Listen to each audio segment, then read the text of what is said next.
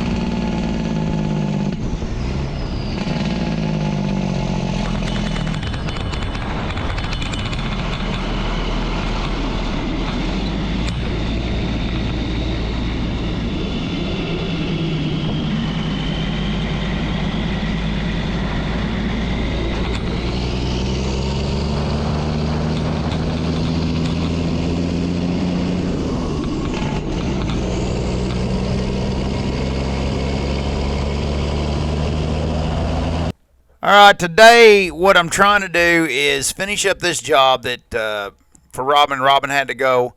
This is a small job. Roger, Derek, and Big Daddy and Robin did.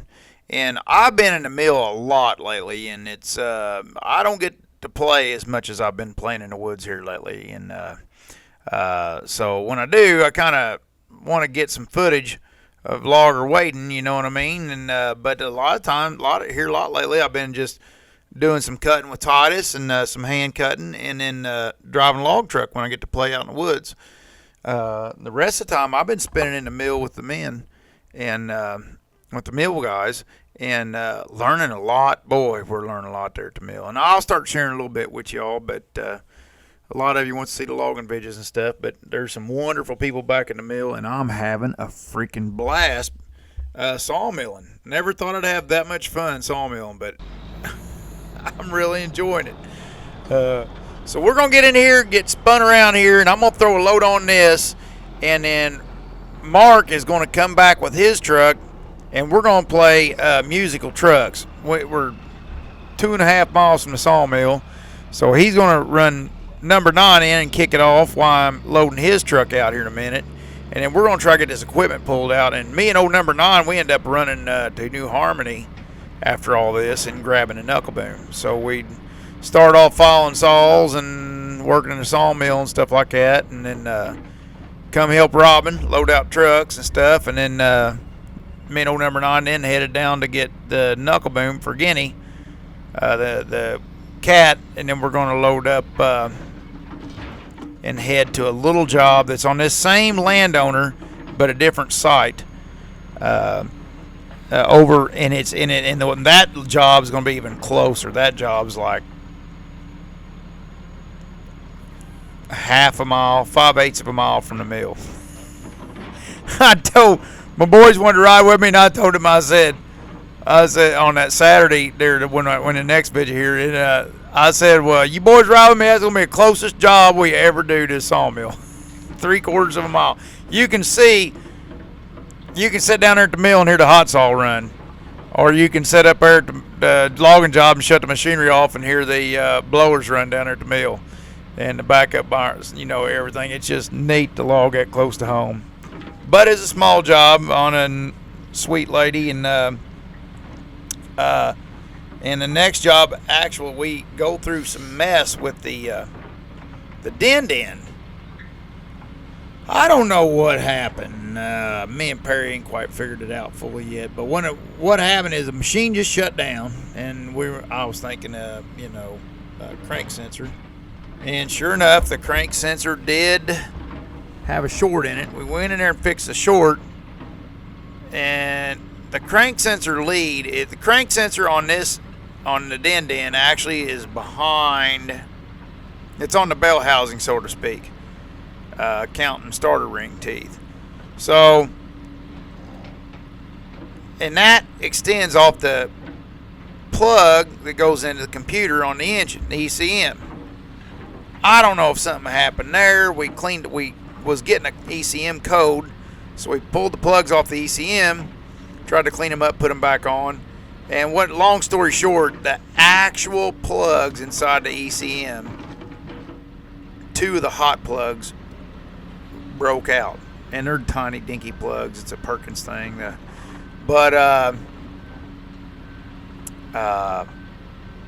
they broke out, which was awful peculiar. But anyways, then I went through a whole mess the next week. I don't even know if I had that on there, trying to get this din-din running, and I end up getting Cat come up, and Trevor helped me. Thank you, Trevor, so much, and JD and all the bunch from from Boyd Cat. Thank you, Boyd Cat, for really helping me out. These guys really helped me out on this rig. I have to say, they did a good job. I'll tell you, we got some good dealers in our area. We got Herb, not Herb, McCoy now. We got McCoy John Deere, Boyd Cat, and for Tiny, we have Rudd Equipment, the Volvo dealer, and everybody's nice. I mean, everybody does a good job. Service anymore is just unreal. And especially with these cell phones, you tend to get, with these companies like this, you tend to get I don't know what you'd call it, an appointed, kind of like what Motion Industries and them guys are. It's an appointed salesperson. Our Bolt guy, Steve at Jasper Bolt, and then to have these salespeople that you can and Simon's Saw Shop, Chris, the bunch from just somebody you get their cell number where you can send it, shoot a text, say, hey, I need this, and part numbers, quantities. Say, hey, I need it shipped to me or whatnot. Oh, better write that down too. I need to go down to the drop box and get them parts for that din-din, because I did get a few more parts, because this has some leaks on the filter housing and stuff, which we think that caused the problems in the computer. The motor oil filter on that engine in the din-din was leaking right on the ECU. And I'll tell you something on the ECU. If you got a machine and you've got diesel fuel, oil, anything like that leaking on top of your ECU, man, it's going to cook it. I have had experiences with this in the past, and Big D, Derek, said he's had experiences with this too. On one of the semis that had a fuel leak or something like that on the ECU, or oil leak down on the outside of it, and getting the plugs, and you don't catch it, they get in the plugs and they start, I don't know if it's a heat or what it is, but it starts breaking down. I assume the little silicone doodads in the computer stuff. But anyways, in this situation, we had broken leads on our computer plug.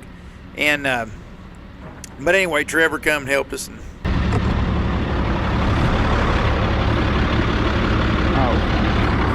he likes to see me.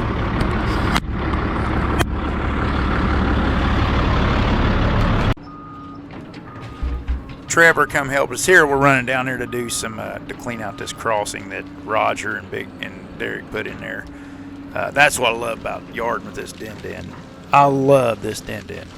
Robin runs it. I don't get to run it much anymore. It's Robin's rig, but it is so handy. And what we're doing here is a hill. This is our main skid drag heading up to the yard there, and it's coming up this hill. Across this ditch right here that I pulled the stuff out of, and running up this hill, Big Daddy said, Dad said to fill it in, and that's where we take all the scrub. Big Daddy does the finish work with the bulldozer. You'll see bulldozer marks where he finishes the bulldozer, and then we take all this wood and pile it in the skid road so it stops erosion.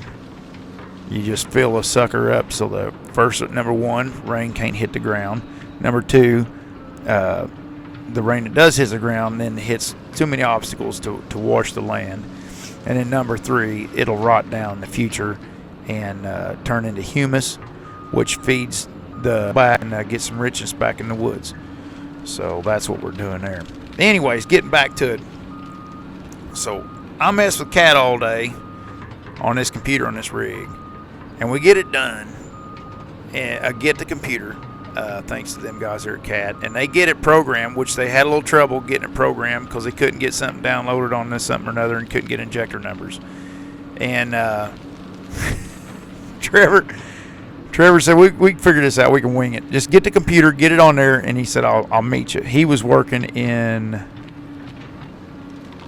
I think, Battletown, Kentucky. But anyways, so he comes over, swings in there at the CAT truck, pulls in there at the woods, and it buries that big, fancy CAT truck right there coming into the woods. And he walks up to me, and he goes, he's got his laptop, and he walks up to me, and he goes, what are we going to do now? And I said, well, we're going to fix this son of a bucking excavator, and I'll pull your ass out of here. So he comes up here, and I broke one of the pins off trying to take the connector apart and screwed up some stuff. So here I am soldering this little bitty thing.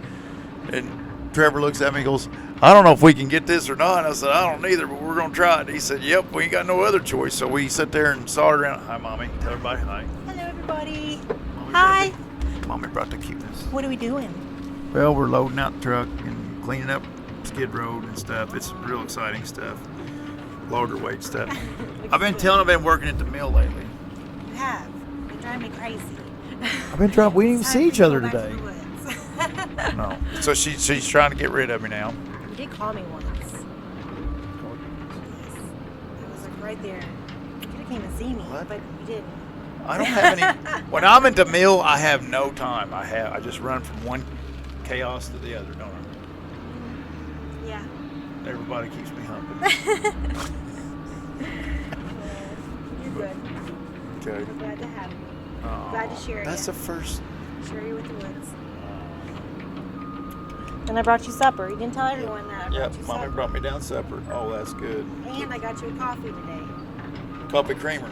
Oh, you got me a coffee today? Yeah. Remember that? Yeah, I was feeling sorry for myself, and I told Mommy, I said, we've been on White Oak, we hit nails in the Red Oak, been on White Oak, and then we got the oiler messed up on the resaw and screwed up some bands from lack of oil. So the file room's just been like a bomb went off back there. And I told Mommy, I said, I'm feeling sorry for myself, and we're out of creamer. So she went to the store and bought me a coffee. A French vanilla cappuccino with 2 things of hazelnut. 2 creamer I don't hazelnut. think it goes good with Did you taste it? No. It's delicious. Just All right. But no, so they're babying me. They are sweet to me. But anyways, let me get back to it. So me and Trevor, so this is, I think, 6 o'clock in the evening. We don't have injector codes that we have, or the injector serial numbers that we have to put in this new ECM without having to take the valve cover off, which we don't have time for that crap. So Trevor finds, I guess at that time it would have been Walker Cat, Wayne Walker, whichever they was at that time. When they sold this Din, they had sold another a 328 machine that was just a couple serial numbers apart from this. So Trevor said, we're going to cheat. We're going to do the Pareto principle on this dude. I'm going to grab the injector numbers out of that. We'll fire it up, see what it does. Fix it right up. This is after we sat there in the half dart, and soldered them chintzy little pins together that I broke going into that ECU. He's like, is this going to work? I said, I have no idea. We're going to try it, I guess. Worked slicker than snot. We got her out. Went and got a service truck. Pulled it, heaved it up, pulled it out. Mud. It was deep. We had to crawl underneath it and make sure all the air components and stuff was fine. And then Trevor took his laptop, threw it in his big old service truck, and he headed back down the road. And I just wanted to say thanks so much, Trevor, for saving us on this Din, buddy. You are a lifesaver. That really sent us through a loop. But that's the second time I had a skidder do that to me one time. That's the second time I've cooked an ECU like that. So when they tell you it's never the computer, bull mess. It can be the computer, just not often. Thanks, everybody, for watching. Have a good one later on.